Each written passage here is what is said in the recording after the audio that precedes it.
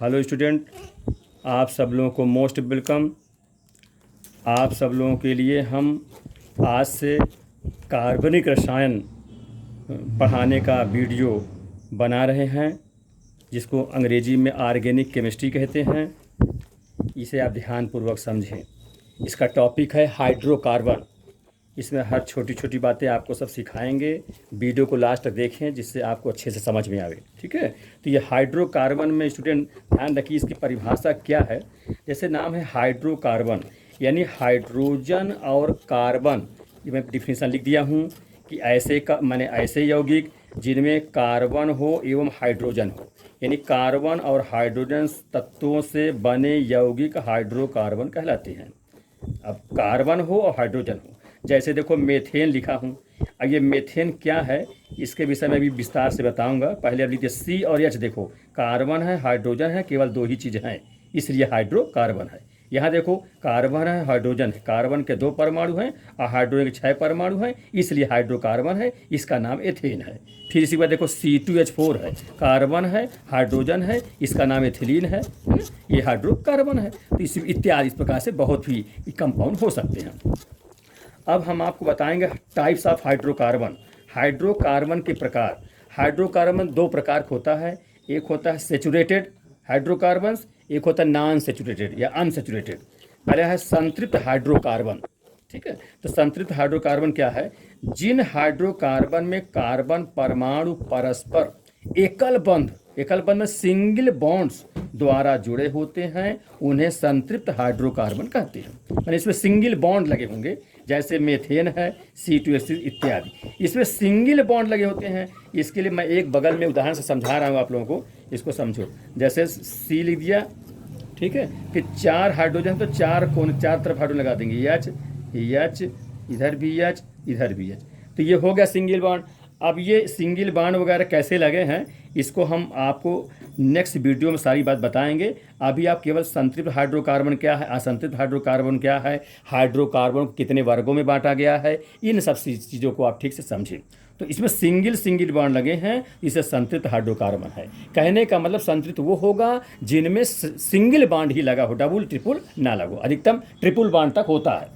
ये देखिए इस प्रकार से हो गया। संतृप्त हाइड्रोकार्बन रासायनिक रूप से बहुत कम क्रियाशील होते हैं, माने इसकी क्रियाशीलता बहुत कम होती है। क्रियाशीलता का मतलब हो किसी दूसरे से जुड़ना, माने ये कंपाउंड किसी दूसरे कंपाउंड से मिल करके कोई नया पदार्थ या कंपाउंड बना ले रिएक्शन करके, वो उसको कहते हैं क्रियाशीलता। तो यहाँ कम क्रियाशीलता होती है। क्यों? क्योंकि जो सिंगल बॉन्ड बंधे होते हैं, सिंगल बॉन्ड वाले जो यौगिक होते हैं वो सेचुरेटेड होते हैं, तो वो उनकी क्रियाशीलता कम होती है। क्योंकि इसमें सिंगल बॉन्ड के द्वारा आउटर मोस्ट यानी बाह्य कक्ष के जो इलेक्ट्रॉन का अष्टक है, अष्टक माने ऑक्टेट जिसे कहते हैं, वो सेचुरेटेड रहता है। माने बाह्य कोश में अधिकतम 8 इलेक्ट्रॉन जो होता है वो रहता है, इसलिए इसकी क्रियाशीलता बहुत कम होती है। और ये यौगिक क्या करते हैं? प्रतिस्थापन अभिक्रियाएं माने सब्स्टिट्यूशन रिएक्शन करती हैं। माने इसमें योगात्मक नहीं होता।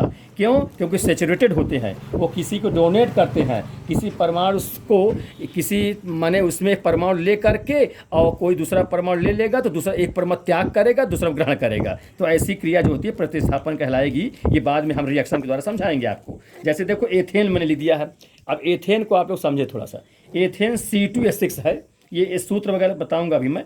तो सबसे पहले देखो CH3 सिंगल बॉन्ड CH3, इसको मैं बॉन्ड के रूप में ऐसे दर्शा दिया हूँ। देखो 2 कार्बन है तो 2 कार्बन लिख दिया, और हाइड्रोजन 6 है तो 6 में समान रूप से देंगे, जितना इस कार्बन पर हाइड्रोजन उतना इस कार्बन पर, 3 यहाँ 3 यहाँ। और लिखने का तरीका देखो CH यहाँ C ये H है, फिर ऐसे यहाँ C लिखा है H। अब सब सिंगल बॉन्ड से लगे होंगे। इस कार्बन में जितनी संयोजकता होती है उतने बॉन्ड होने चाहिए। तो आप लोग जैसे जानते हो कार्बन के आउटर मोस्ट में 4 इलेक्ट्रॉन होती है, इसका मतलब 4 संयोजकता होती है, तो उतने ही बॉन्ड होने चाहिए। और उतने बॉन्ड चाहे सिंगल बॉन्ड के द्वारा हो, और चाहे डबल बॉन्ड के द्वारा हो, और चाहे ट्रिपल बॉन्ड के द्वारा हो, अधिकतम 4 बॉन्ड कार्बन पर दिखना चाहिए। तो ये चूंकि संतृप्त है तो यहाँ सिंगल बॉन्ड होना चाहिए। तो देखो सब सिंगल बॉन्ड से दिख रहे हैं। ये आपका एथेन है, इसका मैं बॉन्ड के रूप में इस संरचना को बता दिया हूँ। ठीक है, एथेन को। फिर इसके आगे देखें स्टूडेंट, कि संतृप्त बता दिया है ना, इसकी क्रियाशीलता कम होती है। ठीक है, इसको समझ में आ गया। अब नेक्स्ट में देखिए असंतृप्त हाइड्रोकार्बन। अब इसके बाद देखिए असंतृप्त के विषय में थोड़ा समझिए आप लोग। असंतृप्त हाइड्रोकार्बन, ठीक है, असंतृप्त हाइड्रोकार्बन, जो अनसैचुरेटेड हाइड्रोकार्बन कहते हैं। तो जिन हाइड्रोकार्बन में कम से कम 2 कार्बन परमाणु हों परस्पर, माने 2 कार्बन परमाणु कैसे हों, माने 2 कार्बन परमाणु परस्पर युग्म में डबल बॉन्ड द्वारा या ट्रिपल बॉन्ड द्वारा, ट्रिक बॉन्ड या डबल बॉन्ड या ट्रिपल बॉन्ड द्वारा जुड़े हों, उन्हें असंतृप्त हाइड्रोकार्बन कहते हैं। ठीक है, मैं डबल बॉन्ड 2 लाइन दिखेगी और ट्रिपल में 3 लाइन दिखेंगी बॉन्ड की, है ना। जैसे एथिलीन, ये C2H4 इसका सूत्र है, अणुसूत्र है। अब इसको इस प्रकार संरचना में दिखाएंगे, CH2 डबल बॉन्ड CH2, ये डबल बॉन्ड लगा। अब इसकी सारी व्याख्या बताऊंगा नेक्स्ट में, पहले आप थोड़ा इतने समझिए कि डबल बॉन्ड लगा तो क्यों लगा, इसको समझाऊंगा। इसमें देखो एसिटिलीन है, C2H2 है, 2 कार्बन है ना इसमें, तो 2 कार्बन लिख देंगे। और हाइड्रोजन 2 है, एक इसमें देंगे एक इसमें देंगे। हमने बताया जब हाइड्रोजन जितना रहे तो कार्बन पे बराबर रूप से देना चाहिए, है ना, नहीं कि एक में ज़्यादा कर दे कम कर। जैसे 2 हाइड्रोजन है तो एक इसमें दिया एक इसमें दिया, 4 हाइड्रोजन है 2 इसमें दिया 2 इसमें दिया। अब बात आती है इसमें डबल बॉन्ड आपने क्यों लगाया, है ना, इसमें समझिए। तो स्टूडेंट इसकी पूरी व्याख्या तो मैं समझा रहा हूँ आपको, यहीं पर थोड़ा सा समझेंगे। C लिखा, फिर C लिख दिया, ध्यान दीजिए, एक तो समझा रहा हूँ। फिर हाइड्रोजन 2 है ना, 4, 2 इसको देंगे 2 इसको देंगे। अब एक H यहाँ लिखता हूँ, एक H यहाँ लिख देता हूँ, चाहे H को ऊपर लिख सकते थे, ऐसे एक यहाँ लिख रहा हूँ, एक यहाँ, इस प्रकार संरचना है, थोड़ा सा बता दे रहा हूँ आपको। अब देखिए आप लोग हाइड्रोजन कितनी संरचना होती है, एक तो 1 इलेक्ट्रॉन होती है तो 1 लिख दिया। अब कार्बन में 4 होती है तो 4 में देखिए 1 ये इलेक्ट्रॉन, 1 इधर इलेक्ट्रॉन देंगे, है ना, 1 इसके साथ देंगे इलेक्ट्रॉन ये। और हाइड्रोजन में एक, माने हाइड्रोजन के इलेक्ट्रॉन को हम डॉट से दर्शा रहे हैं और कार्बन के इलेक्ट्रॉन को क्रॉस से दर्शा रहे हैं। ठीक है, इस प्रकार से। फिर यहाँ आइए, तो यहाँ भी कार्बन के इलेक्ट्रॉन को क्रॉस से, हाइड्रोजन के इलेक्ट्रॉन को डॉट से, यहाँ भी हाइड्रोजन डॉट से, यहाँ भी कार्बन क्रॉस से। ठीक है, ये हुआ। अब यहाँ पर कार्बन के इलेक्ट्रॉन को क्रॉस से, इस प्रकार से, तो ये हुआ। तो एक एक के शेयरिंग हो रही, साझा हो रहा है, एक चूँकि हाइड्रोजन पर एक ही है, एक कार्बन पर है, इस प्रकार से ये साझा हो गया। इसको हम ब्रैकेट से माने गोले से दर्शा रहे, चपटा माने दीर्घ वृत्त से दर्शा रहे हैं, इसको बंद कर रहे हैं। इसमें ऐसे यहाँ भी देखिए हो रहा है, इसी प्रकार से ये यहाँ इस प्रकार से एक बॉन्ड लग रहा, ये हो गया। तो एक एक बॉन्ड माने एक एक इलेक्ट्रॉन के साझे से कितने बॉन्ड तैयार होंगे, एक बॉन्ड। तो यहाँ से एक बॉन्ड मिलेगा, यहाँ से भी एक बॉन्ड मिलेगा, यहाँ से एक बॉन्ड मिलेगा, एक इलेक्ट्रॉन की साझेदारी से एक बॉन्ड मिलता है, यहाँ से एक बॉन्ड मिलेगा।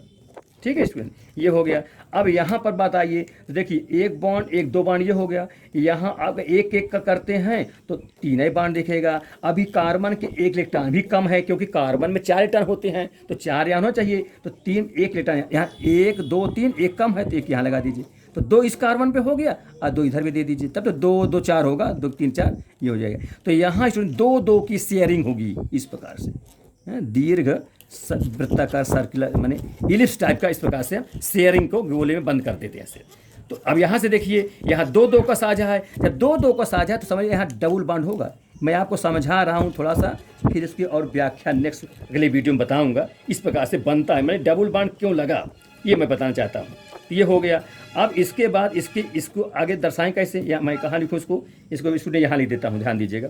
तो एच जो एक एक साझा हुआ तो सिंगल बॉन्ड लगा, सी 2 2 के साझेदारी हुई, शेयरिंग हुई तो डबल बॉन्ड लगा ये।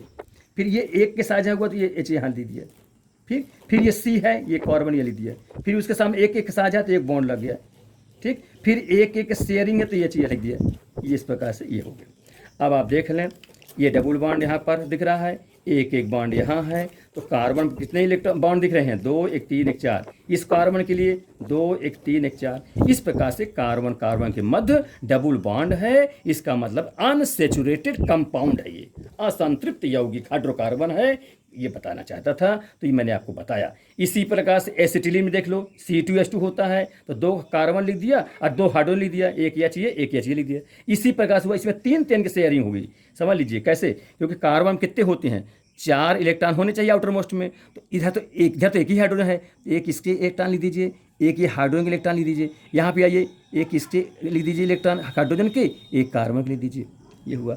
अब कार्बन पे कितने कितने होते, 4 4, एक ये हो गया, 3 बाकी है, 1 2 3। भाई यही इसलिए लिखेंगे क्योंकि और तो हाइड्रो है नहीं कि इधर है तो इधर भी लगा दें, इधर इधर लगा दें, केवल इधर यहीं पर है तो यही लिख देंगे। यहाँ भी 1 2 अब 3, तो ये 3 3 के साझे शेयरिंग हो जाएगी, साझेदारी हो जाएगी, ये समझ ये लिस्ट है, ठीक है। तो 3 के साथ जब वो 3 बॉन्ड तैयार हो गया, इधर एक के साझेदारी हो तो एक बॉन्ड बन जाएगा, इधर भी एक बॉन्ड बन जाएगा। इस प्रकार से क्या हो जाएगा, ये C ट्रिपल बॉन्ड C, ये ट्रिपल बॉन्ड है ना, फिर सिंगल बॉन्ड H, इधर भी सिंगल बॉन्ड H। इससे स्पष्ट हो रहा है यह ट्रिपल बॉन्ड है, इसका मतलब अनसेचुरेटेड हाइड्रोकार्बन है, अनसेचुरेटेड असंतृप्त कार्बनिक यौगिक है, ठीक है। तो ये बॉन्ड बताना हुआ कि ट्रिपल बॉन्ड यहाँ क्यों लगा, इस वाले में डबल बॉन्ड क्यों लगा, ये सब सारी बातें आप और जानेंगे। अभी थोड़ा सा चूंकि असंतृप्त हाइड्रोकार्बन की मैं डिफिनीशन बता रहा था, इसलिए पहले वो समझें। इसकी सारी चीज़ें, इसमें जो हाइड्रोकार्बन 4 ग्रुप में बांटा गया है, चारों को एल्केन, एल्केन, एल्कीन, एल्काइन और एल्कीन, इन चारों की मैं जनरल फार्मूला बताऊंगा, इनसे कंपाउंड बताऊंगा निकालना, फिर उन सब की मैं स्ट्रक्चर सिखाऊंगा। तो ये पता चल जाएगा कितने बॉन्ड लगते हैं, और बॉन्ड के द्वारा जानकारी हो जाएगा वो संतृप्त वाला एक हाइड्रोकार्बन है कि अनसंतृप्त वाला, माने सैचुरेटेड वाला है कि अनसैचुरेटेड हाइड्रोकार्बन से, इस सब सारी जानकारी आपकी हो जाएगी, ठीक है। इस प्रकार से तो अब इससे स्पष्ट हो गया कि जितने भी असंतृप्त हाइड्रोकार्बन होंगे उसमें या तो डबल बॉन्ड होगा या ट्रिपल बॉन्ड लगा होगा, और इन डबल ट्रिपल होने के कारण वो कंपाउंड बहुत अधिक अभिक्रियाशील होता है। ये समझ लीजिए, सिंगल वाला बताया मैं स्थायी होता है, कम क्रियाशील होता है, और डबल ट्रिपल वाला अधिक अभिक्रियाशील हो, माने इसके क्रियाशीलता यानी रिएक्शन करने की क्षमताएं ज़्यादा प्रबल होती हैं।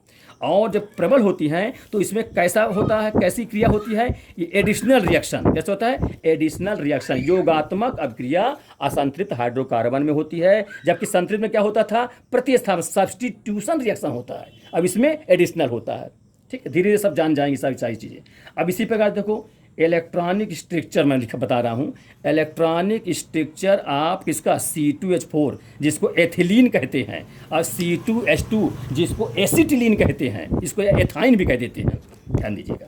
तो ये मैं बनाया था, एक ऊपर समझाया, उसी को नीचे बता रहा हूँ। C2H4 को 2 कार्बन, तो ये लिख दिया CC, फिर 4 हाइड्रोजन, तो 2 हाइड्रोजन इस कार्बन पे देना चाहिए और 2 हाइड्रोजन इस प्रकार से देना चाहिए। ये नहीं कि एक में 3 दे दे, एक में 1 दे दे, वो गलत हो जाएगा, बॉन्ड नहीं बन पाएगा आपका। ध्यान, सिमेट्रिकल रूप से देना चाहिए, दोनों को सम्मित रूप से, बराबर रूप से। तो 2 हाइड्रो, एक ये लिखा, यहाँ एक ये यहाँ, ये हाइड्रो हो सकता तो ऊपर लिख सकते थे, ठीक है, लेकिन सामने जरूर लगाऊंगा। अब रही बात बॉन्ड की, अब जितने हाइड्रोजन है, हाइड्रो तो एक है तो एक संयुक्ता होती है उसकी, तो एक कार्बन सामने देंगे, इसमें भी ऐसे लिख देंगे, इसमें भी एक, इसमें भी एक। अब बाकी कितना बचेगा, 2 बचेगा, देखिए 1 2 ये निकल गया, 2 और होना चाहिए, क्योंकि कार्बन में तो आउटर मोस्ट में 4 ही इलेक्ट्रॉन होता है, तो 2 ये, इधर से 2, तो इधर से एक साझेदारी होगी, इसमें 2 बचा, 2 साझेदारी हो जाएगी, तो 2 साझेदारी से डबल बॉन्ड बना, एक शेयरिंग साझेदारी से एक बॉन्ड बना, ये बॉन्ड लिख दिया हूँ, ये बॉन्ड लगा दिया हूँ, इधर भी एक बॉन्ड, इधर भी एक बॉन्ड, ये बॉन्ड है। इस प्रकार से इसमें बन जाएगा, 2 शेयरिंग हुई तो डबल बॉन्ड, एक शेयरिंग हुई सिंगल बॉन्ड, तो इस प्रकार से यहाँ डबल बॉन्ड हुआ। इस प्रकार से ये एथिलीन का स्ट्रक्चर हो गया, और इसमें डबल बॉन्ड है, इसका मतलब ये असंतृप्त हाइड्रोकार्बन है, ठीक है। इसी पर एसिटिलीन का भी बताया हूँ, वहाँ भी बताया था, वही चीज़ ये भी बना हुआ है, ध्यान दें, H single bond, C triple bond है ना, C single bond, triple bond है, असंतृप्त है, ठीक है। एसिटिलीन है, एल्काइन ग्रुप का है, अभी सब समझेंगे एल्काइन का है, ये बता रहा हूँ। तो इस प्रकार स्टूडेंट ये संतृप्त और असंतृप्त हाइड्रोकार्बन की हमने डिफिनीशन दिया, ये मेरा मानना है कि आप लोगों के समझ में आ गया होगा। इसके बाद आगे देखिए, आगे हम आपको सिखाने जा रहे हैं कि ये ठीक है, हाइड्रोकार्बन क्या है, तो बता ही चुका हूँ हाइड्रोकार्बन की डिफिनीशन। अब हाइड्रोकार्बन का वर्गीकरण हम आपको सिखाने जा रहे हैं स्टूडेंट। ये हाइड्रोकार्बन को 4 वर्ग में, यानी 4 ग्रुप में बांटा गया है, ठीक है, उसको रखा गया है कि उसका नाम क्या है वो समझिए आप लोग। पहला है उसका वर्ग एल्केन, एल्केन्स, नंबर 2 है एल्कीन्स, नंबर 3 है एल्काइन्स, और नंबर 4 है एल्किल, ठीक है। अब इनके जनरल फार्मूला देखें। एल्केन का जनरल फार्मूला जिसको कहते हैं सामान्य सूत्र, क्या होता है, CnH2n+2। अब CnH2n+2 क्या, इसको समझिए। C माने तो कार्बन समझ रहे हैं, H माने हाइड्रो समझ रहे हैं। N मतलब हुआ कार्बन में N परमाणु, और N क्या है, कोई इंटीजर नंबर है, 1 2 3 4 इस प्रकार से हो सकता है, तो ठीक है, तो N इंटीजर नंबर हो गया। और फिर जितना कार्बन की संख्या है N है, उसके दुगना में 2n, और उससे दुगना से भी 2 ज़्यादा, यानी +2 लगा है, हाइड्रोजन लगा होता है, ये समझिए। यानी जितना कार्बन हो उसके दुगना से 2 टाइम्स से 2 गुने से 2 ज़्यादा कर दिया जाए, तो इस प्रकार से वो एल्केन का जनरल फार्मूला बन जाता है, जिसको हम क्या पढ़ेंगे, CnH2n+2। ये बहुत इंपॉर्टेंट है, अक्सर एग्जाम में पूछा जाता है। इसी से सब कंपाउंड बनेंगे, ऑर्गेनिक कंपाउंड। ठीक है, तो अब आगे एल्कीन का समझिए। इसका जनरल सूत्र CnH2n होता है। इसको समझो, जितना n है कार्बन n है और उसके दुगना, इसमें दो जुड़ा नहीं है।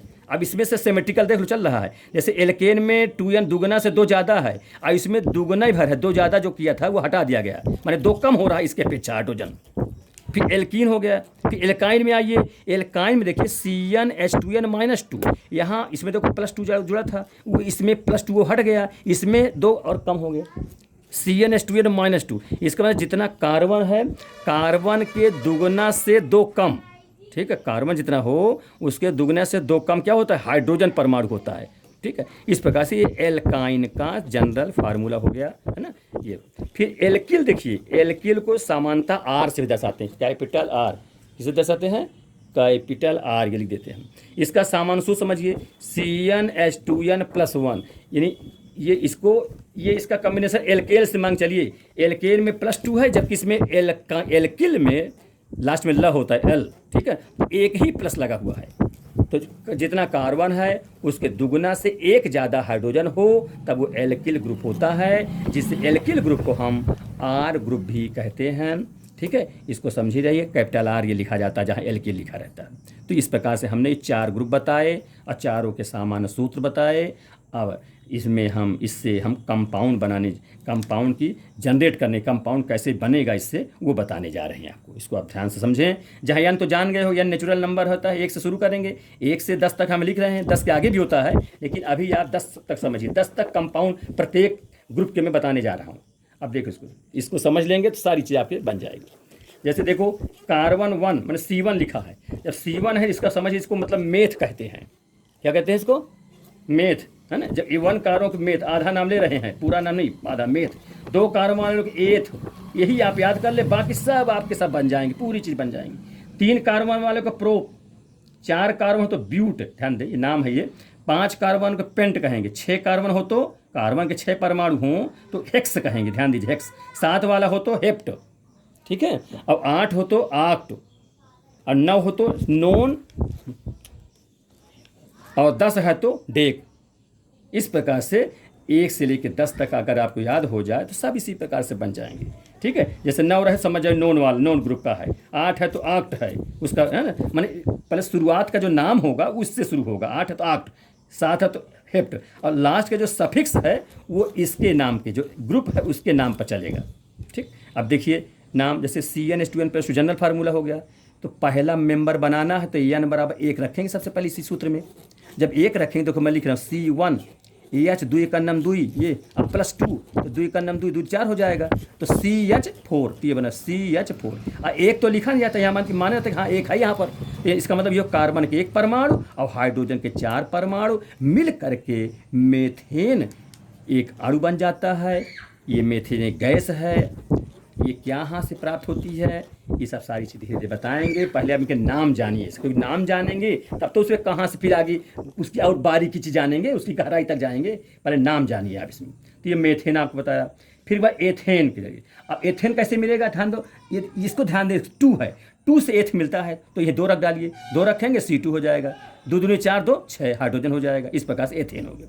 अब देखो एथ किससे नाम चला, एन ना कैसे आया, क्योंकि एल्केन एन ग्रुप का है, इसलिए लास्ट जो सफिक्स में बताया वो इसमें से जो इस एल्केन को देख के जोड़ देंगे। 2 नंबर एथेन, ऐसे 3 नंबर हो तो प्रोपेन, 4 नंबर हो तो ब्यूटेन, 5 नंबर तो पेंटेन। अब स्टूडेंट इस प्रकार से 6 7 8 9 10 तक हो जाएगा। अब थोड़ा चीज़ और जानिए कि जितना कार्बन हो उसके दुगुना से 2 ज़्यादा हाइड्रोजन हो तभी आप जानेंगे वो एल्केन ग्रुप का है। और एल्केन ग्रुप में सिंगल बॉन्ड लगा होता है। क्या लगा होता है, सिंगल बॉन्ड, एकल बंध बना होता है। और ये क्या होता है, सेचुरेटेड, क्या होता है, सेचुरेटेड में संतृप्त होता है। हमने बताया भी था जितने सिंगल बॉन्ड वाले होते हैं वो संतृप्त होते हैं। ये हो गया। तो यहाँ जब देखिए जितना कार्बन है उससे उसके दुगना से 2 ज़्यादा है। 2 है, 2 दूनी 4 2 6 एथेन होगा। 3 है, 3 दूनी 6 2 8। 4 है, 4 दूनी 8 10। 5 है, 5 दूनी 10 2 12 हाइड्रोजन लगा हुआ है। इसे हेक्सेन में आ जाइए। 6 दूनी 12 2 14। हेप्टेन में 7 दूनी 14 2 16 हेप्टेन हो गया। 8 में 8 8 दूनी 16 2 18 ऑक्टेन हो गया। 9 में C9 और 9 दूनी 18 20। तो कितना हो जाए, 9 वाले से नोन होता है तो नोनेन, क्योंकि एल्केन ग्रुप का है। ऐसे 10 में 10 दूनी 20 22 डेकेन। इस प्रकार से प्रथम 10 कंपाउंड हम बता दिए ऑर्गेनिक के। ठीक है, ये जो है हाइड्रोकार्बन की। इसी प्रकार से एल्कीन में आइए। CnH2n जनरल फार्मूला याद रखेंगे। ये अनसैचुरेटेड होता है, डबल बॉन्ड होता है इसमें एल्कीन वाले में। अब क्यों डबल बॉन्ड हुआ और इसकी जानकारी व्याख्या दूंगा। तो सबसे पहले इसको बनाना, यौगिक बना दीजिए। इसमें पहले देखिए, जब एक आप रखेंगे तो एक तो लिखा जाएगा, ठीक है। अब एक रखें, 2 का नाम 2 जाएगा, तो क्या बना CH2, जिसको हम लोग क्या बनेंगे, जैसे आप जानते हैं एक कार्बन से क्या होता है, एक कार्बन से होता है मेथ। अब किस ग्रुप का है, एल्कीन।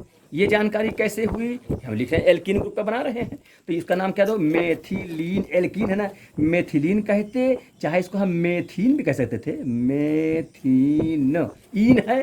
तो आधा नाम शुरू का तो यहाँ से पता चल जाएगा, 1 है तो समझ जाओ मेथ ग्रुप का है, और लास्ट वाला नाम उसके ग्रुप पे पता चल जाएगा। इन है तो इन या मेथिलीन ऐसा लिख देंगे, ठीक है। फिर 2 अगर रखते हैं तो C2 2 2 या 4 ये हो जाएगा। तो क्या एथीन कहते या एथिलीन, इन शब्द। 3 रखते तो 3 दूनी 6 तो उसका प्रोपीन या प्रोपिलीन।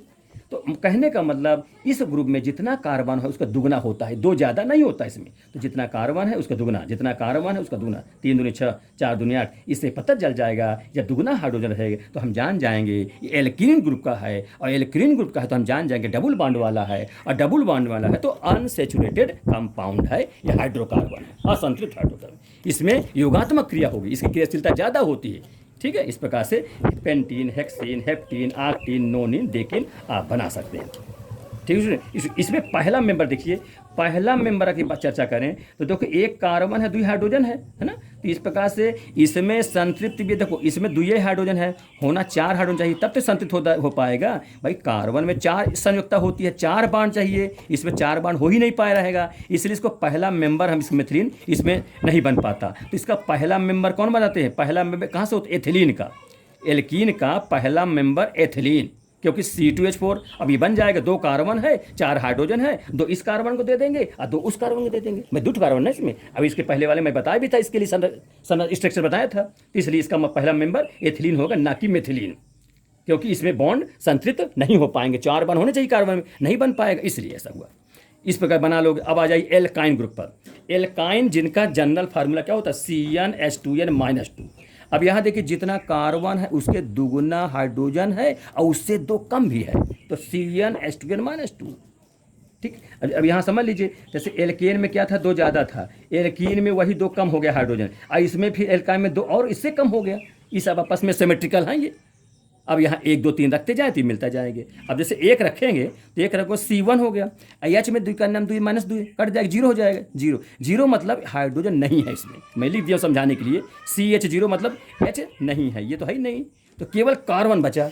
अब जब केवल कार्बन बचा स्टूडेंट, तो आप जानते हो केवल कार्बन तो एक क्या एटम्स है, परमाणु है, कोई एक कंपाउंड तो है नहीं है। कंपाउंड में तो कम से कम 2 एटम्स चाहिए, इसलिए स्टूडेंट ये पहला मेंबर एल्काइन का नहीं बन पाएगा, इसलिए मैं लिख दिया कोई नहीं बनेगा। सी केवल क्योंकि कार्बन परमाणु हाइड्रोजन है ही नहीं। हाइड्रोकार्बन परिभाषा होती है हाइड्रोजन और कार्बन से मिलकर बने यौगिक को कहते हैं, यहाँ तो हाइड्रो है ही नहीं रहा, इसलिए नहीं बनेगा पहला। दूसरा देखिए C2H2, देखो 2 रखेंगे, 2 दूनी 4 2 कम हो जाएगा, C2H2 हो जाएगा। इसका क्या नाम देंगे बोलो, 2 से तो आप जानेंगे एथ होता है, और अगला लास्ट का इसका हम कहेंगे उसके नाम के आधार पर कहेंगे, ग्रुप के नाम पर। एल्काइन तो क्या एथाइन, इसका सामान्य नाम एसिटिलीन भी होता है बेटा, ध्यान दीजिए ये भी अध्ययन, एसिटिलीन। ये गैस है, गैस बिल्डिंग जुड़ाई में काम आता है, ये सब चीज़ें बहुत इंपॉर्टेंट, सबका ऑर्गेनिक केमिस्ट्री है ये।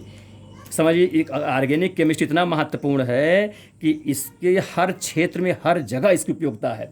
इससे बने हुए कंपाउंड करोड़ों में है, इसलिए हर दवा में हो, चाहे टायर ट्यूब नायलॉन और जितने सौंदर्य प्रसाधन की चीज़ें, जितने मेडिसिन दवाइयाँ, सब ऑर्गेनिक कंपाउंड की देन है। इसलिए ऑर्गेनिक सबसे महत्वपूर्ण है। सारी चीज़ इसको आप ठीक से पढ़ें, ठीक है। इसमें युद्ध के सामान जितने हैं, परमाणु, अणु बम, हाइड्रोजन जितने ये बम, न्यूक्लियर फ्लियर, जितने सारी सब का हाइड्रोकार्बन की देन है। ठीक है। फिर देखो अगला तीसरे में आ जाइए, C3, और देखो 3 रखेंगे तो 3 रखा तो तुरंत जान गए प्रोपाइए। ठीक है। फिर क्या है उसको समझिए, फिर यहाँ रखेंगे तो 3 दूनी 6 में 2 घट जाएगा 4, दुगुना से 2 कम इसमें चलेगा तो तुरंत जान जाएंगे एल्काइन ग्रुप का है ये। तो 3 है तो प्रोपाइन हो जाएगा, ऐसे 4 है तो ब्यूटाइन, 5 है तो पेंटाइन, 6 है तो हेक्साइन, फिर हेप्टाइन, फिर ऑक्टाइन, फिर नोनाइन, फिर डेकाइन। तो जैसे मान लीजिए दे दिया जाए, अब पूछा किस ग्रुप का है तो तुरंत आप बता दीजिए यार 10 है, दुगुना से 2 ज़्यादा होता तब तो एल्केन कहते, अब दुगुना होता तो एल्कीन ग्रुप का कहते, और दुगुना से 2 कम है तो कौन सा ग्रुप होगा, एल्काइन ग्रुप का है। तो एल्काइन का तो कितने बांड इसमें होने चाहिए, 3 बांड। तो तुरंत जान जाओगे स्ट्रक्चर जब बनाओगे तो 3 बांड लगा के बना लोगे। इस प्रकार धीरे धीरे सारी बातें आप जान जाओगे। ठीक है स्टूडेंट, तो ये एल्काइन ग्रुप का है, डेकाइन नाम हुआ। अब आ जाइए एल्किल। ठीक है, एल्किल जिसका समान CnH2n+1, ये क्या होता है, जितना कार्बन उसके दुगुना से ज़्यादा, एक ज़्यादा, और माने जितना कार्बन हो उससे दुगुना से एक ज़्यादा हाइड्रोजन परमाणु लग करके एल्किल ग्रुप का सामान्य सूत्र बनता है, जिसको हम R से दर्शाते हैं। ठीक है। अब इसमें 1 2 3 4 रखते जाएंगे तो ये हमारा मेथिल, एथिल, प्रोपिल, ब्यूटिल। अब देखो यहाँ लास्ट में इल है तो यहाँ क्या पहला 1 रखेंगे तो C1, ये 2 का नाम 2 3 तो मेथिल, मेथ, इल इससे हुआ, इसके एल्किल ग्रुप से ये हो गया। 2 रखेंगे तो 2 और 2 2 4 1 5 तो क्या एथिल, फिर प्रोपिल, इस पर butyl, pentyl, hexyl, heptyl, octyl, नोनिल और डेकिल। इस प्रकार से 10 कंपाउंड इससे भी बन गए और ये सेचुरेटेड माना जाएगा। ये सिंगल बॉन्ड वाला, ध्यान दो मैं लिख दिया हूँ, सब में लिख दिया हूँ। एल्केन सिंगल का है बॉन्ड का, एल्कीन डबल का है, एल्काइन ट्रिपल बॉन्ड का है, एल्किल भी सिंगल बॉन्ड का है, माने सेचुरेटेड है। माने एल्कीन और एल्काइन के अनसेचुरेटेड है, माने असंतृप्त कंपाउंड है, और एल्केन और एल्किल दोनों संतृप्त कंपाउंड माने गए हैं, संतृप्त हैं क्योंकि सिंगल बॉन्ड उसमें लगते हैं। ठीक है। इस प्रकार से ये हाइड्रोकार्बन को 10 चौक 40 यौगिक, जिसमें एक मान लो नहीं, इसको छोड़ करके 38 कंपाउंड ये बन गए हैं। ये आप ध्यान रखेंगे, ये मेथ एथ का 10 तक आप याद रखेंगे तो सब हाइड्रोकार्बन बन जाएंगे। फिर इसके आगे की कंपाउंड जो है हम आपको बाद में सिखाएंगे, पहले 10 ये 40 कंपाउंड को आप लोग ठीक से जान लीजिए। ठीक है। फिर इसके आगे जिससे आपके पूरा बन जाए फिर हम आपको IUPAC नामकरण सब सिखाएंगे, है ना, इसके सब बता देंगे, तब आगे बढ़ेंगे इसके, तो वो नेक्स्ट वीडियो में बताएंगे। अब इसके बाद हम आपको बताने जा रहे हैं ये क्या बोलते हैं, क्रियात्मक समूह क्या होता है, क्योंकि क्रियात्मक समूह जब जान जाएंगे तभी कोई कंपाउंड किस नेचर का है, उसका क्या रासायनिक गुण है, तभी हम उसके विषय में बता पाएंगे। इसलिए क्रियात्मक समूह भी जान लीजिए, जिसको अंग्रेजी में फंक्शनल ग्रुप कहते हैं। क्या बोलते हैं, फंक्शनल ग्रुप। ये देखिए मैं बता रहा हूँ इसको आप लोगों को, क्रियात्मक समूह। ठीक है, क्रियात्मक समूह जिसको बोलते हैं फंक्शनल ग्रुप, ये बहुत ही इंपॉर्टेंट है। ठीक, तो इसके विषय में समझिए, किसी कार्बनिक यौगिक के अणु में उपस्थित वह परमाणु समूह यानी ग्रुप, वह परमाणु समूह जो उसके रासायनिक गुणों यानी केमिकल प्रॉपर्टीज़ के लिए उत्तरदायी, माने जो जिम्मेदारी रखता हो, जिसे अंग्रेजी में रिस्पॉन्सिबल कहते हैं, जो उत्तरदायी हो, माने जिसके द्वारा उसकी केमिकल प्रॉपर्टी को बताया जा सकता हो, वही उसका फंक्शनल ग्रुप कहलाता है। ठीक है, उसे ही क्रियात्मक समूह कहते हैं। जो भी उस परमाणु समूह उस कंपाउंड में लगा हो, उसके द्वारा रासायनिक गुण की जानकारी होती हो, वही उसका क्रियात्मक समूह है। अब इसको आप उदाहरण के द्वारा समझें। जैसे देखिए, कंपाउंड मैं लिख दिया हूँ, उसका फंक्शनल ग्रुप लिख दिया हूँ। जैसे एक कंपाउंड का मैं नाम ले रहा हूँ मेथिल क्लोराइड। देखो ये मेथिल जानते हो, है ना, मेथिल Cl लगा, मैंने क्लोरीन हो गया, इसका नाम सामान्य नाम क्या लिख दिया, मेथिल क्लोराइड। उससे क्लोरोमेथेन भी कहेंगे IUPAC के नाम में, लेकिन अभी साधारण नाम जानो, मेथिल क्लोराइड। तो यहाँ से ध्यान दो, ये जो क्लोरीन लगा है वो यही इसकी क्रियात्मक समूह है, क्योंकि इसी के द्वारा उसकी विशेषता बताई जा रही है किस टाइप का है। तो इसका नाम क्या देंगे, मेथिल क्लोराइड, और इसमें क्रियात्मक समूह Cl हो जाएगा। ये क्लोरीन के द्वारा उसके रासायनिक गुण की जानकारी हो रही है, इसलिए यहाँ पर क्लोरीन उसका फंक्शनल ग्रुप माना जाएगा। फिर आगे आइए, ये क्या लिखा है, मेथिल, ये OH को हाइड्रोक्साइड जानते हो, पुराने सब वीडियो में आपको मूलक, आयन, सारी बातें हम सिखाए हैं, वो सब ध्यान रखिएगा। तो मेथिल हाइड्रोक्साइड हमने जनरल में लिख दिया है, वैसे सब मेथिल एल्कोहल कहेंगे, क्या कहेंगे, मेथिल और OH लगा हो तो एल्कोहल होता है। ठीक है, वैसे इसको IUPAC से तो मेथेनॉल कहेंगे, वो तो सब बाद में बताएंगे आपको, पहले धीरे धीरे समझ इसको। तो यहाँ पर जो OH लगा हुआ है स्टूडेंट, ये OH ही क्रियात्मक समूह है, क्योंकि OH के द्वारा ही इसके रासायनिक गुण की जानकारी हो रही है कि किस टाइप का ये है, इसकी क्या केमिकल प्रॉपर्टी है। तो इसमें OH क्या हो गया, क्रियात्मक समूह। ये एक बॉन्ड है, एक प्रकार समझिए बॉन्ड ही लगा है, ये बॉन्ड ऐसे मानेंगे हैं OH क्रियात्मक समूह। फिर देखिए मेथिल एमीन लिख दिया हूँ, सूत्र क्या है CH3NH2। NH2 जो है ये एमीन ग्रुप का है, तो एमीन यहाँ पर क्रियात्मक समूह है, क्योंकि एमीन के द्वारा इसकी रासायनिक प्रॉपर्टी जानकारी हो रही है। फिर देखिए एसिटाल्डिहाइड लिख दिया हूँ, है ना, CH3, ध्यान दीजिए ये क्या चीज़ है, CH3 और CHO। CHO यहाँ पर क्रियात्मक समूह है, ये एल्डिहाइड ग्रुप है बेटा, है ना, एल्डिहाइड ग्रुप होता है। इसी एल्डिहाइड ग्रुप के द्वारा इस कंपाउंड की रासायनिक गुण की जानकारी होती है। तो यहाँ पर CHO जो है क्या है, क्रियात्मक समूह है। इस थोड़ा थोड़ा समझिए, फिर इसको विस्तार से आओ और ठीक से समझेंगे, ठीक है। तो ये हो जाएगा, ये CHO क्रियात्मक समूह है, फंक्शनल ग्रुप है। फिर देखिए एसिटिक एसिड लिख दिया हूँ, CH3COOH। तो ये COOH जो है ये बहुत इंपॉर्टेंट है, फंक्शनल ग्रुप है, क्रियात्मक समूह है। वरीयता सारणी में इसको नंबर 1 पर रखा गया है, वरीयता सारणी में। ये क्रियात्मक समूह जैसे एसिटिक एसिड है, ये खट्टे पदार्थों में पाया जाता है एसिटिक एसिड। तो यहाँ इसका गुण क्या है, रासायनिक गुण है, इसी के द्वारा हो रहा है फंक्शनल ग्रुप क्रियात्मक समूह, जिसको कार्बोक्सिलिक मूलक कहते हैं। तो ये COOH जो है यही इसका क्या है, क्रियात्मक समूह यानी फंक्शनल ग्रुप है। फिर आगे देखिए एथिलीन लिख दिया हूँ, C2H4। अब इसमें क्या फंक्शनल ग्रुप होगा, अब ध्यान दें, इसको जब बनाते हैं संरचना सूत्र बनाते हैं इसको, तो डबल बॉन्ड बीच में आता है ना, तो यही डबल बॉन्ड ही इसका जो है फंक्शनल ग्रुप माना जाएगा, ठीक है। डबल बॉन्ड लगाएंगे तभी जाके 4 बॉन्ड कार्बन हो पाते हैं, आपको बताया भी था इसके पहले अभी। फिर आगे देखिए एसिटिलीन C2H2, इसमें कितने लगते हैं, 3 बॉन्ड लगते थे, ये भी बताया था ना। तो ये ट्रिपल बॉन्ड इसके लिए फंक्शनल ग्रुप हो जाएगा, किसके लिए, एसिटिलीन के लिए, और एथिलीन के लिए डबल बॉन्ड हो जाएगा। तो ये दोनों क्या मानेंगे, इसको ईन पढ़ते हैं, ध्यान दीजिए, इसको पढ़ते हैं ईन, इसको पढ़ते हैं आइन। थोड़ा समझे रहिए, अभी आपको आने वाले हैं सब IUPAC में, है ना।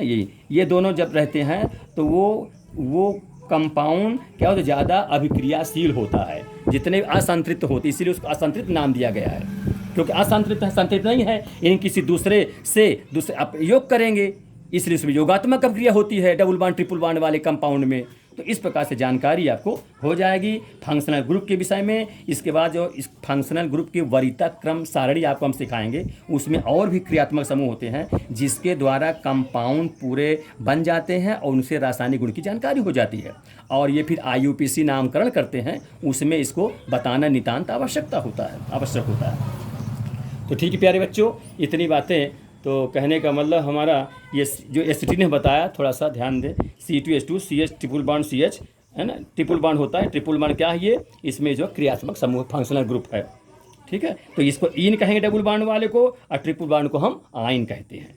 ट्रिपल बॉन्ड दोनों असंतृप्त हैं, अनसैचुरेटेड है, इसीलिए ये कंपाउंड जो होते हैं योगात्मक अभिक्रिया देते हैं, या कोई अभिक्रियात्मक कैसे होती हैं इसमें, योगशील, क्योंकि जितने असंतृप्त वाले हों क्या करेंगे, जोड़ेंगे अपने में किसी अन्य परमाणु को, कंपाउंड या यौगिक को जोड़ने का प्रयास करेंगे, इसमें योगात्मक अभिक्रिया होती है, और ये असंतृप्त होते हैं, ठीक है। तो इतना कम से कम समझिए अभी। फिर हम क्रियात्मक समूह के वरीयता क्रम सारणी आपको सिखाएंगे, जिसमें और अधिक क्रियात्मक समूह रहेंगे, जिसमें हम आपको जब IUPAC नामकरण सिखाएंगे, इसमें क्रियात्मक समूह की बहुत ही इम्पोर्टेंसी रहती है, आवश्यकता रहती है, तभी आप सब IUPAC नाम वगैरह सब सीखेंगे। धीरे धीरे करके सब बातें हम आपको सिखाना चाहते हैं, सिखाएंगे, ठीक है प्यारे बच्चों। हमारा आपसे यही कहना है कि आप लोग वीडियो को लास्ट तक पूरे गहराई से, गंभीरता से देखा करिए।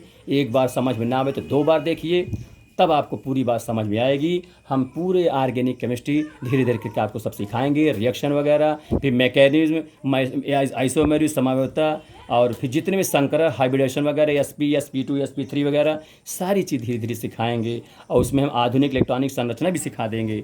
मैंने कहने का मतलब छोटी छोटी बात जितना हो सकेगा हम भरपूर प्रयास करके आपको धीरे धीरे सिखाते रहेंगे, ठीक है। तो हमारा ही आपसे अनुरोध है, कहना है कि वीडियो को लास्ट दे देखिए और अपने इष्ट मित्रों के साथ शेयर भी करिए, ठीक है, जिससे कि ये सब लोग इसका लाभ लें, इसका सब लोगों को फ़ायदा मिले। स्कूल बंद ही चल रहा है, देखिए पता नहीं कब तक बंद रहेगा, आप तो लोगों का नुकसान ना हो पढ़ाई लिखाई संबंधित, सारी चीज़ आपसे बन जाए, ठीक है। Thank you. नेक्स्ट आपको अगले वीडियो हम सिखाएंगे, ठीक है। आप लोग अपने सब लोग लाइक सब्सक्राइब भी किया करें वीडियो पसंद आने पर, ठीक है। Thank you.